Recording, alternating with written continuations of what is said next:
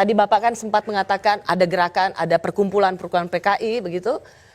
Bapak tahu mereka, kenapa nggak langsung ditangkap, Pak? Sebagai Panglima waktu itu tahu ada PKI, kenapa tidak langsung ditangkap? Bukan kewajiban kami kan? Bukan kewajiban kami kan? Bukan kewajiban kami kan? Bukan kewajiban kami kan? No, no, no, no.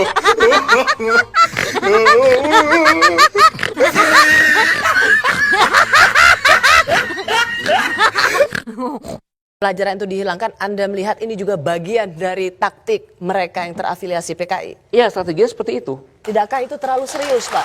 Tidakkah itu terlalu paranoia? Enggak. Sekarang itu kan ada rangkaiannya. Kemudian habis itu tuntutan untuk pencabutan TAP MPRS. Nomor 22 tahun 66. Siapa lagi kalau bukan itu? Siapa lagi kalau bukan PKI itu? Kemudian penghapusan sejarah pemberontakan PKI. Siapa lagi kalau bukan PKI? Kemudian lagi tentang pemberhentian pemutaran film yang selama ini. Siapa yang minta itu kalau bukan PKI? Pak Gatot, apa yang Bapak baru katakan ini sangat serius dan punya implikasi yang Boleh saya serius. masuk situ? Karena mereka yang mencoba untuk mencabut TAP MPRS itu adalah PKI. Mereka yang ingin mengganti kurikulum pelajaran di bangku-bangku sekolah. Bukan terkait pelajaran kurikulum dah ya. Yang mengganti mata pelajaran. mata pelajaran sejarah itu yang menghapuskan. Itu adalah PKI. Kalau bukan kekuatan PKI, siapa lagi itu? Apa tanggapan Anda, Bung Usman? Saya kira logika itu terlalu lompat-lompat dan menyederhanakan masalah. Kalau kita lihat, ini sebenarnya ada dua hal nih ya. Yang pertama tentang film G30S PKI itu, yang disebut sebagai pengkhianatan. Yang kedua tentang paham dari komunisme atau paham Marxisme itu sendiri. Untuk yang pertama, film ini sebenarnya tidak benar kalau diputar selama Orde Baru. Itu baru diproduksi tahun 81 ya, sampai ke tahun 98. Di era tahun 98 ke 99, era pemerintahan Pak Habibie, seniornya Pak Gatot ini yaitu Pak Yunus Yosfiah, ketika itu adalah Menteri Penerangan, ya, Letnan Jenderal ketika itu, ia yang mengumumkan bahwa film itu dihapuskan dari kewajiban untuk diputar setiap tahun.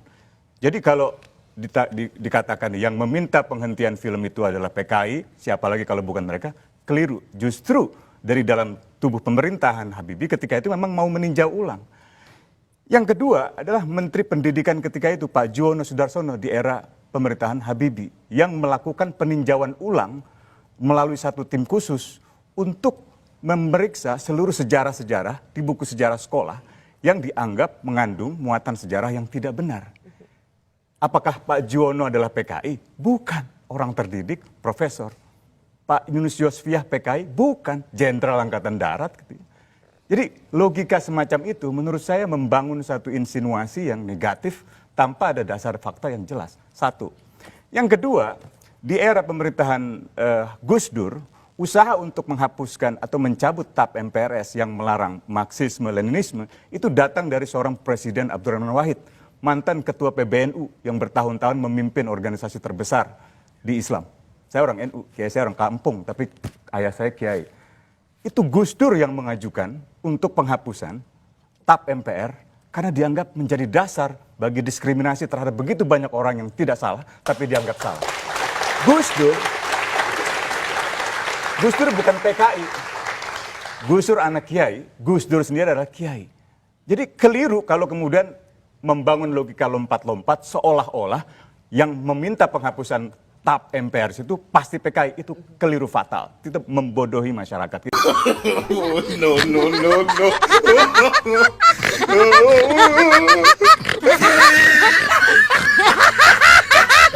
Apakah usaha Gus Dur, usaha Menteri Pendidikan di masa pemerintahan Habibie atau usaha Menteri Penerangan yang meminta penghentian film itu dihapuskan, apakah itu bagian dari PKI?